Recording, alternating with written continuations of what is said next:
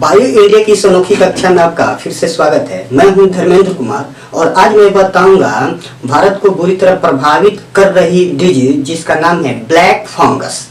क्या नाम है? तो ब्लैक फंगस नाम है। तो ब्लैक फंगस के बारे में बताने से पहले मैं बता दूं कि इसका जो बढ़ने का दर है यानी रेट है वो कुछ ऐसे है, जैसे 10 लाख व्यक्तियों में ये डिजीज सिर्फ एक को हो रही है। जैसे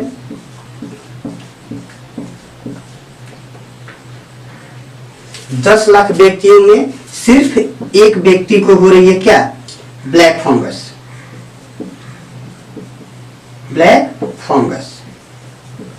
और आपका इसमें डेथ रेट बता दें तो इसमें 50% डेथ रेट है। यानी इसका कहने का मतलब ये हुआ कि अगर 10 व्यक्ति को अगर हो गई ब्लैक फंगस तो उसमें से 5 व्यक्ति क्या हो जा रहे हैं, तो इस बीमारी से यानी इस डिजीज से ग्रसित होके मर जा रहे हैं। तो ये हमारे देश में ये बहुत ही सीरियस डिजीज है। यानी इतना दिमाग में आपको रखना है कि भारत में कोविड-19 के बाद कोई डरावना यानी भयावह कोई डिजीज आई है तो वो डिजीज है आपका ब्लैक फंगस। तो ये वीडियो में आपको डराने या इस तरह को प्रभावित करने के लिए नहीं बना रहा हूँ, बस मैं इसलिए बना रहा हूँ कि आप इससे सतर्क रहें और अपने आप की हिफाजत करें, यानी आप अपने आप को बचाव में मदद करें।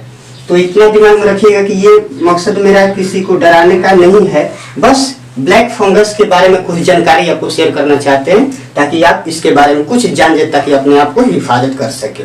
तो चलिए अभी हम शुरू करेंगे ब्लैक फंगस। तो शुरू करते हैं। तो कहिएगा इस डिजीज को यानी इस बीमारी को म्यूकरमाइकोसिस के नाम से भी जाना जाता है। देखिए आप इसको ब्लैक फंगस कहिए या म्यूकरमाइकोसिस कहिए, दोनों एक ही डिजीज है। तो आप क्या कह सकते हैं? तो ब्लैक फंगस को यानी इस डिजीज को म्यूकरमाइकोसिस के नाम से भी जाना जाता है। सही है। और देखिए अब हमको देखना है कि ये जो ब्लैक फंगस की डिजीज है ये यानी ये जो ब्लैक फंगस है चाहे म्यूकरमाइकोसिस नामक जो डिजीज है किस सूक्ष्म जीव किस माइक्रोब से होती है ना जी। तो आपको इसमें हमको देखना होगा कॉजेटिव एजेंट यानी कारक। अगला ब्लैक फंगस का अगला पॉइंट है कॉजेटिव एजेंट यानी कारक। यानी ये जो ब्लैक फंगस की डिजीज है किस सूक्ष्म जीव से होती है। तो देखिए कह रहा है कि यह एक फंगल डिजीज है। यानी ये जो आपका ब्लैक फंगस है चाहे म्यूकरमाइकोसिस नामक जो डिजीज है यह एक फंगल डिजीज है। फंगल डिजीज का मतलब ये हुआ कि फफूंद से होने वाली बीमारी यानी फंगी से होने वाली बीमारी को हम फंगल डिजीज कहेंगे। फंगी को आप फफूंद भी कहते हैं, तो फफूंद से होने वाली डिजीज है। यानी यह एक फंगल डिजीज है जो म्यूकरमाइसिटीज नामक फंगी से होता है।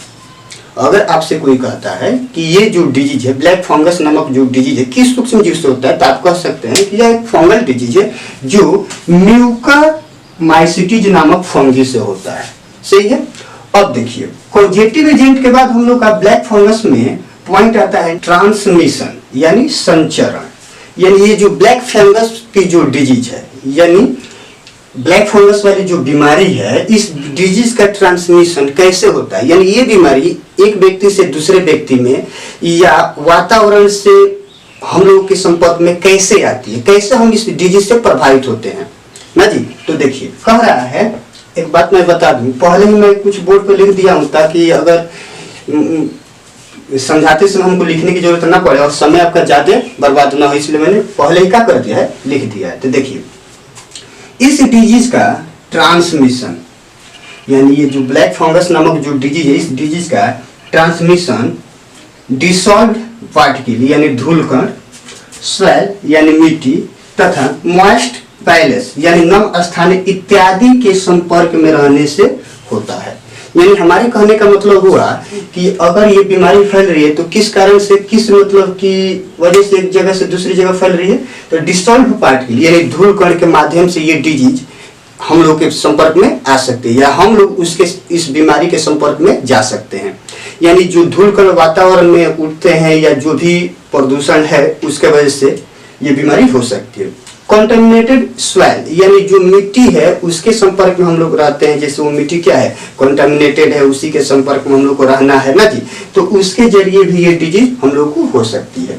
एक और है मॉइस्ट पैलेस, ये नम स्थान, यानी आप इसको नम स्थान को आप सीलन वाला स्थान भी कह सकते हैं। कभी कभी ऐसा होता है कि हम लोग का जो रूम होता है हमेशा सीलन टाइप का रहता है, या हम लोग का जो बेड होता है काफी दिनों तक वैसे ही छोड़ देने से क्या हो जाता है, मतलब कि शीतल टाइप का हो जाता है, जिसको आप कहते हो कि एकदम क्या हो गया, ठंडा हो गया है। तो इस तरह के स्थान को हम क्या कह सकते हैं, नम स्थान कह सकते हैं। या किचन हुआ, ये बाथरूम हुआ, हमेशा अगर नम स्थान है तो वहां पर अगर हम अपना लाइफ स्पेंड कर रहे हैं, यानी हम वहां पे अपना जीवन व्यतीत कर रहे हैं और ज्यादा समय तक वहां पे अपना जीवन व्यतीत कर रहे हैं, तो उस जगह से ये डिजीज व्यक्ति को प्रभावित कर सकती है। यानी धूलकण, मिट्टी तथा नम स्थान इत्यादि के संपर्क में रहने से इस डिजीज का ट्रांसमिशन हो जाता है, यानी ये डिजीज हम लोग को प्रभावित कर देती है।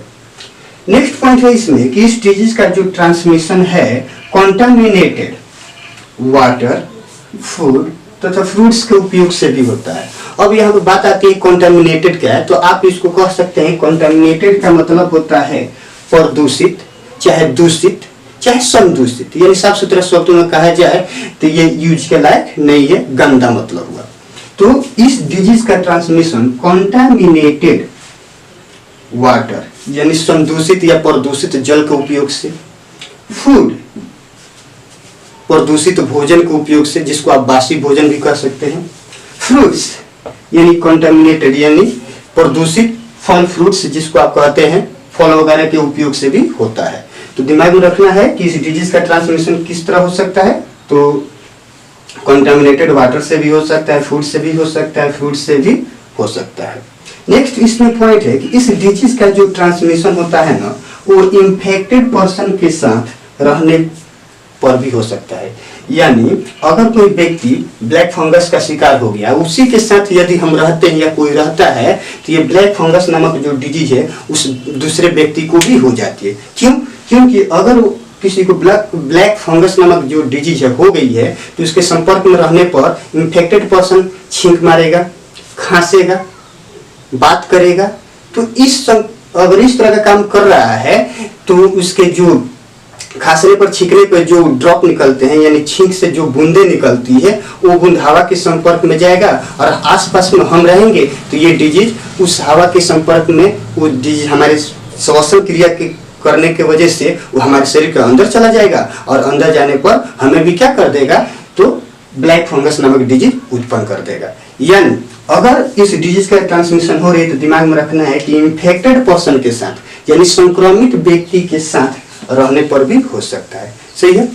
अब नेक्स्ट पॉइंट है, इस डिजीज का ट्रांसमिशन इन्फेक्टेड पर्सन यानी संक्रमित व्यक्ति के द्वारा उपयोग में की गई वस्तुओं के पुनः उपयोग से भी हो सकती है। देखिए, ध्यान से देखिए, इस डिजीज का ट्रांसमिशन इन्फेक्टेड पर्सन के द्वारा उपयोग में की गई वस्तुओं के पुनः उपयोग से भी हो सकती है। इसका मतलब ये हुआ कि यदि इन्फेक्टेड पर्सन टॉवेल का इस्तेमाल किया, पेन मार्कर का इस्तेमाल किया, कंप्यूटर, माउस, लैपटॉप इत्यादि का उपयोग किया, रुमाल का उपयोग किया और उसी के वस्तुओं को हम लोग क्या करते हैं, दोबारा हम लोग उपयोग करेंगे तो ये बीमारी हम लोगों को भी हो सकती है।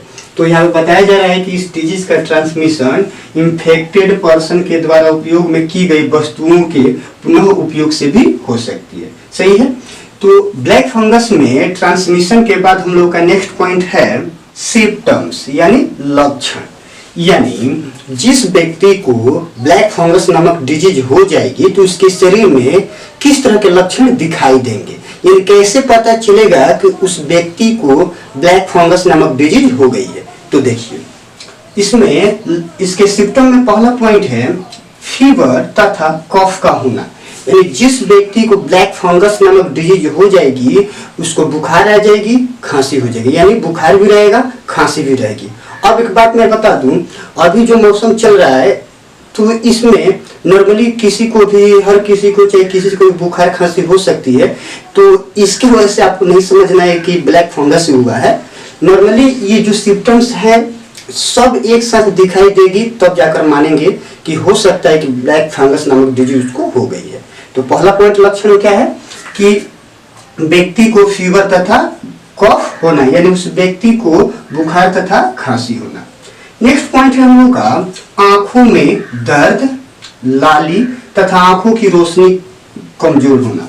यानी जिस व्यक्ति को ब्लैक फंगस नामक डिजीज होगी उसमें सबसे पहले एक लक्षण होगा कि उसकी आंखें दर्द करने लगेगी, आंख के किनारे साइड में, चाहे इस साइड में लाली हो जाएगी, यानी उसकी आंख रेडनेस की ओर पहुंच जाएगा, और आंखों की रोशनी कमजोर हो जाएगी, यानी पहले वो जिस तरह देख पाता था अब वो उस तरह माने नहीं देख पाएगा। सही है। तो इसमें पॉइंट बता रहा है कि आंखों में दर्द, लाली तथा आंखों की रोशनी कमजोर होना। सही है। नेक्स्ट पॉइंट है सीने में दर्द तथा सांस का फूलना। यानी जो व्यक्ति ब्लैक फंगस का शिकार होगा उसके सीने में दर्द होगी तथा सांस लेने में उसको दिक्कत आएगी, लगेगा कि इसका सांस फूल रहा है, यानी उससे सांस लिया ही नहीं जाएगा। नेक्स्ट पॉइंट है साइनस कंजेक्शन होना, यानी उसके जो नर्व्स हैं वो सही तरह से कार्य नहीं करेंगे। नेक्स्ट पॉइंट है वोमिटिंग, हेड पेन तथा स्टूल के साथ ब्लीडिंग होना। इसका मतलब ये हुआ कि जब व्यक्ति इस डिजीज का शिकार होगा तो उसको उल्टी भी होगी, सर में दर्द बना रहेगा, और जब मल त्यागने जाएगा तो उसके मल के साथ स्टूल के साथ ब्लीडिंग होगी, यानी रक्त का स्राव होगा। तो इस ब्लीडिंग से आपको नहीं समझना है कि पाइल्स नामक डिजीज, नहीं, ये नॉर्मली उसके स्टूल से क्या होगा, ब्लीडिंग होगी। नेक्स्ट पॉइंट है फेशियल ब्लॉटिंग होना, यानी कहने का मतलब हुआ चेहरे का फूलना, यानी चेहरा उसका फूल जाएगा, सूज जाएगा, और सूजेगा भी तो एक समान नहीं सूजेगा, कहीं भी फूल सकता है, इस साइड भी फूल सकता है, चाहे इस साइड फूल सकता है, चाहे नीचे की तरफ फूल सकता है, इस तरह उसका चेहरा क्या हो जाएगा, फूल जाएगा। उसके बाद से नेक्स्ट पॉइंट है मुख के अंदर या नाक पर काले निशान होना। देखिए माउथ का इंटरनल पार्ट हो या नोज का ऊपरी भाग हो, यानी मुख के अंदर तथा नाक के ऊपर काले काले निशान का होना इस डिजीज का सिम्टम है। नेक्स्ट पॉइंट है स्टोमक पेन होना, यानी पेट में दर्द होना, यानी जिस व्यक्ति को यह डिजीज हो जाएगी उसके पेट में दर्द बना रहेगा बार बार, यानी डायरिया जैसी स्थिति उसको आ जाएगी, बार बार लूज मोशन होगा। नेक्स्ट पॉइंट है शरीर के ऊपर रेडनेस, ब्लिस्टर तथा स्वेलिंग होना। अब देखिए क्या हुआ, कह रहा है कि जब यह डिजीज होगी तो शरीर के ऊपर लाल चकते होना, शरीर के स्किन के ऊपर लाल चकते होना, पानी से भरा फोड़ा होना, यानी शरीर के ऊपर पानी से भरे छोटे छोटे फोड़े हो सकते हैं, तथा शरीर का कोई हिस्सा का फूल जाना, यानी शरीर के जो कोई पार्ट है उसमें सूजन हो जाना। तो इसका पॉइंट है, फिर से देख लीजिए कि शरीर के ऊपर रेडनेस होना यानी लाली होना, ब्लिस्टर होना यानी पानी से भरा फोड़ा होना, तथा स्वेलिंग होना यानी सूजन होना, इस डिजीज के लक्षण है। नेक्स्ट पॉइंट है टीथ पेन होना, यानी दांत में दर्द होना। अब दांत में दर्द होने का मतलब ये हो कि अब दांत में दर्द होना शुरू हो गया, तो शुरू होने से होता क्या है, हम भोजन को चबा नहीं सकते, अपने माउथ को एक्टिव नहीं कर सकते, यानी मुंह को चला नहीं सकते, भोजन को तो चबाना संभव ही नहीं है। यानी इस तरह के सिम्टम अगर दिखाई दे रहे हैं तो आपको ये समझना होगा कि उस व्यक्ति को ब्लैक फंगस नामक डिजीज हो गई है। तो ब्लैक फंगस नामक डिजीज हो गई है या आपको ऐसा डाउट हो रही है तो आपको तुरंत डॉक्टर से मिलनी चाहिए। अब देखिए ब्लैक फंगस में सिम्टम के बाद हम लोग का नेक्स्ट पॉइंट आता है प्रिवेंशन यानी रोकथाम। अब देखिए जिस व्यक्ति को ब्लैक फंगस नामक डिजीज हो गई है तो अब क्या किया जाए कि यह डिजीज दूसरे व्यक्ति को ना फैले, यानी हम इस डिजीज से कैसे बचे, क्या रोकथाम करें कि यह डिजीज हमको ना हो।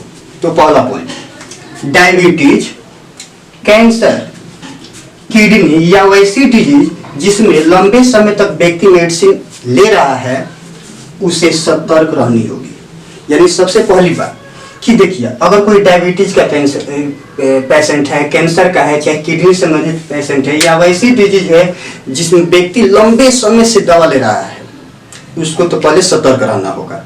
इसलिए सतर्क रहना होगा कि इन व्यक्ति में होता क्या है, लंबे समय तक दवा लेने से, मेडिसिन लेने से इनकी इम्यूनिटी कमजोर हो जाती है। कमजोर हो जाने की वजह से इन पर ब्लैक फंगस नामक डिजीज हावी हो सकती है, तो इनको सतर्क रहना होगा। नेक्स्ट पॉइंट है डिसॉल्व पार्टिकल वाले स्थानों से बचे, यानी वैसे स्थान जहां पे ज्यादा धूल कण है, ज्यादा डस्ट है, उस तरह के जगहों से बचना चाहिए, यानी वहां पे नहीं जाना चाहिए, यानी अपने आप को बचाना चाहिए। नेक्स्ट पॉइंट है यदि संभव हो तो डबल मास्क का उपयोग करें। कोविड-19 तो सभी को मास्क पहनाना सिखा ही दिया है, तो आपको इस बात करना होगा कि उसमें हम लोग सिंगल ही मास्क का उपयोग कर रहे हैं, लेकिन यदि संभव हो तो आप डबल मास्क का उपयोग करें। नेक्स्ट पॉइंट है कॉन्टामिनेटेड वाटर, फूड तथा फ्रूट्स, यानी फ्रूट्स के उपयोग से बचे। यानी कुछ देर पहले ही मैंने बताया होगा कॉन्टामिनेटेड का मतलब होता है प्रदूषित या दूषित, यानी बासी ना जी, संदूषित हो गया। तो यदि कोई कॉन्टामिनेटेड वस्तु है, जैसे जल है, चाहे भोजन है, चाहे फल फूल है, तो इस तरह के पदार्थों के उपयोग से बचे, यानी इस तरह के पदार्थों का उपयोग न करें। हाँ, यदि मार्केट से अगर फल फ्रूट्स आता है, साग सब्जी आता है, तो आपको करना क्या है, उसे अच्छी तरह से हाइजीनिक कीजिए, यानी उसको अच्छी तरह से धोइए, साफ सुथरा कीजिए, और तो उपयोग के लायक हो तभी उपयोग कीजिए, अगर उपयोग के लायक ना हो तो उसका उपयोग ना करें। नेक्स्ट पॉइंट है इम्यूनिटी को, यानी प्रतिरक्षा तंत्र को, यानी प्रतिरक्षा को मजबूत करने वाले भोजन का सेवन करें। यानी आपको ये होनी चाहिए कि आप चाहते हैं कि हम स्वस्थ रहें, तो आप वैसे भोजन का सेवन कीजिए जिससे कि आपकी इम्यूनिटी मजबूत हो। जब आपकी इम्यूनिटी मजबूत होगी तो आपको जल्द कोई भी बीमारी नहीं होगी, यानी ब्लैक फंगस से नहीं, कोई भी बीमारी आपको नहीं होगी। तो आपको अपनी इम्यूनिटी को मजबूत करना है, यानी मजबूत रखना है, तो आपको एक हाइजीनिक भोजन करना होगा, यानी वैसे भोजन करना होगा जिससे कि आपकी इम्यूनिटी मजबूत रहे। सही है, तो इसमें आपको फास्ट फूड वगैरह का सेवन नहीं करना है, मार्केट की जो भी फास्ट फूड होता है उसका उपयोग पर रोक लगा दीजिए। नेक्स्ट पॉइंट है योगा तथा एक्सरसाइज नियमित रूप से करें। हाँ, यदि संभव हो तो कोशिश करें कि नियमित रूप से थोड़ा ही करें, लेकिन नियमित रूप से योगा करें या एक्सरसाइज करें। अगर इतनी सारे कर्मों को हम करते हैं तो हम ब्लैक फंगस पर काबू पा सकते हैं, ब्लैक फंगस नामक डिजीज आपको नहीं होगी। सही है। अब देखिए ब्लैक फंगस में प्रिवेंशन के बाद हम लोग का नेक्स्ट पॉइंट आता है ट्रीटमेंट, यानी इलाज या उपचार। यानी ब्लैक फंगस नामक डिजीज यदि हो गई है किसी को, तो अब क्या करें कि उसकी बीमारी ठीक हो जाए। तो देखिए कह रहे हैं कि इस डिजीज के ट्रीटमेंट हेतु कुछ महत्वपूर्ण एंटी फंगस, यानी फंगस को मारने वाली दवा, एंटी फंगस मेडिसिन का उपयोग की जाती है, जैसे एम्फोटेरिसिन बी, पोसाकुनाजोल इत्यादि मेडिसिन का उपयोग की जाती है। अब कुछ स्थिति में होता क्या है, सर्जिकल ट्रीटमेंट भी लाभदायक होती है। तो देखिए इस मेडिसिन में एम्फोटेरिसिन बी, पोसाकुनाजोल और प्रोसेस में एक सर्जिकल ट्रीटमेंट का भी उपयोग की जाती है। अब देखिए आपको हम बता दें, इसमें से किसी भी मेडिसिन का उपयोग अपनी मर्जी से नहीं करना है। यदि आपको ब्लैक फंगस के सिम्टम दिखाई दे रहे हैं तो आपको किसी अच्छे डॉक्टर से मिलना है, जाके अपनी सारी बातों को बताना है, और डॉक्टर आपके सिचुएशन को देखकर जो भी मेडिसिन देगा उसी मेडिसिन का उपयोग करना है। अपने मर्जी से इसमें से किसी भी मेडिसिन का उपयोग नहीं करना है। तो उम्मीद है ये डिजीज आपको समझ में आ गई होगी। तो आज के लिए इतना ही, फिलहाल के लिए गुड बाय।